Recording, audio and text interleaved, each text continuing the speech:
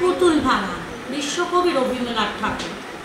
৭-৮টে ২৭ আমি বলেছিলেন বলে গুরু মশাই আমার পরে উঠল রাগে জ্বলে। মা গো, তুমি ৫ পয়সার এবার রথের দিনে সেই যে রঙিন পুতুল খানি আপনি দিলেন কিনে। খাতার নিচে ছিল ঢাকা, দেখালে এক ছেলে। গুরু মশাই রেগে মেগে ভেঙে দিলেন ফেলে।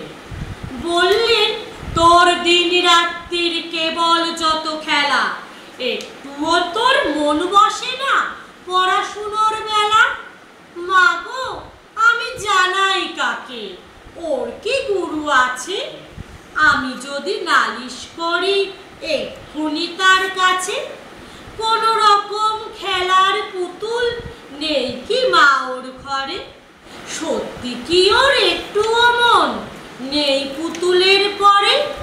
সকাল সাজে তাদের নিয়ে করতে গিয়ে খেলা, কোন পড়ায় করেন নাকি কোন রকম হেলা?